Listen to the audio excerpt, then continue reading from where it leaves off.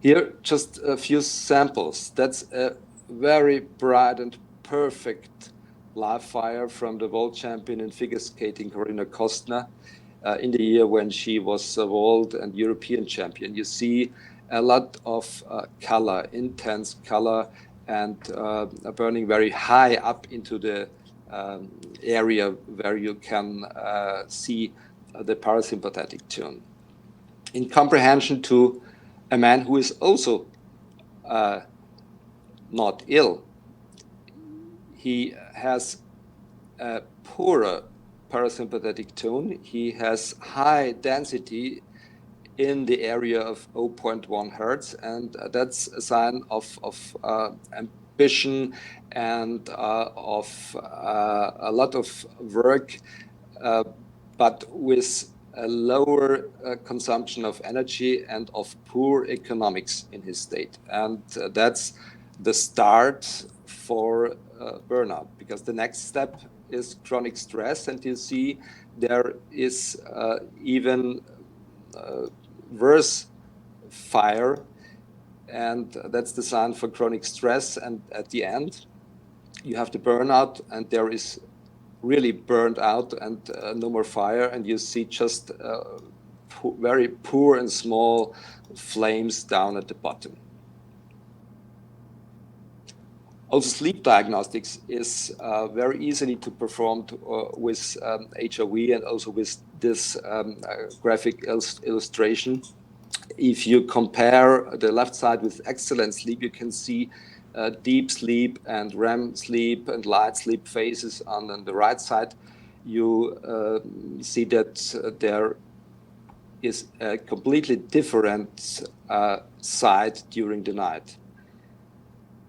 You can comprehend the burnout and the top athlete, and a good ability to concentrate is also different to other kinds of illustrations. And the last one, you see how you can destroy your functionality and your whole organisms with chronic alcohol misuse. That's one of my favorite slides, because the background is on the right side, the burnout and the chronic stress that we can also diagnose in traditional school medicine. But everything which is without diagnosis is not interesting for medical purposes. And that's not okay from my point of view, because we also have to honor the sub-health area. Those who come with some kind of fatigue or sleep disturbances, or maybe some unclear pain in their shoulders and such things.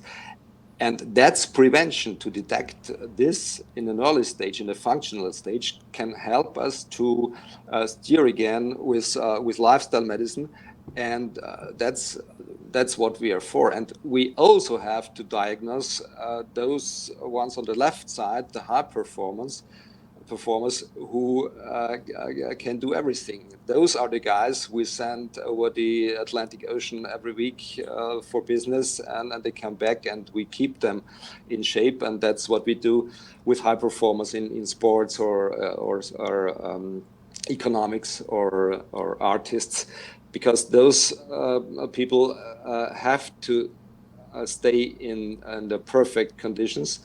And therefore, HRV is also on the side. So that's the whole range between perfect performance and really seriously ill. And you can see so any stage in this continuum between health and disease. Well, that's a measurement out from the field. What do you say to this? It's very different. You see the night? The night is with high power, so there is really excellent sleep. It's a young guy, it's a sportsman, it's a professional sportsman, and you see that there is no fire during the day. You see a high pulse with 150 beats per minute and more, and there is just a few sports. Now my question is, what kind of professional sportsman is this? Will this be a strong, huge person or more smaller one? And does he some kind of sports where you should not be 2 meters high and have a weight of more than 100 kilos? He does this. He's a Formula One driver. And you see with now his numbers, he has a total power of 15,600 milliseconds square. That's the units for the total power of heart rate variability. And that's really quite much. He is in the vagal tune, the high frequency, also more than 3,000 milliseconds square. And he has a vagal activity of 43% and a minimum heart rate of 37 beats per minute. So that's really high quality. But driving by car to the training, he has less than half of the total power and also less of vagal activity. And here, during some driving, he has only more 850 total power and practically no high frequency and very, very poor vagus activity. And then after that, when he is in rest, he stays on this very poor degrees of 810 total power with a heart rate of 103 beats per minute. And even then talking to journalists and talking to engineers and mechanics, he stays in a very high level and he can't restore. And if he wouldn't sleep that good, he would really achieve problems. And what we diagnosed then through the measurement was the fact that he's a perfectionist control freak. He wants to do everything by himself instantly at once, and therefore he has no time to breathe and no time to relax. And his choice is to find his braking distances, to trust, to delegate, to let it go, to reduce excitements, and to train also his regeneration. And that was quite nice to find out, because then he started to change, and he did good races and he performed really well. You can see here one race. In the beginning of the measurement, you see the up and down in the pulse rate, and you see how much the fire is lowered. But that's normal. It's not like just sitting in the car and driving around. It's hard work to bring a Formula One car over the distance.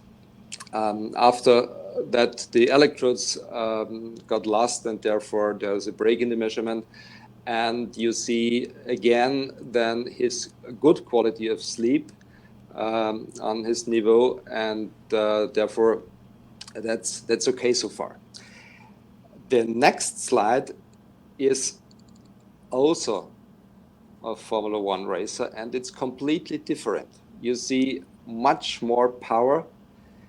You have the fact that in the treadmill he has 2,500 total power. He has quite good vagal activity for this purpose. He has during the next training, which was hard, also 5,300 and a good vagal activity. He has as much power as the other guy had during the night, with even a better PN50. He has not that low minimum heart rate, but also a perfect night. And he has in the last sequence, which was also mental stress, a combination of physical and mental stress, very good results.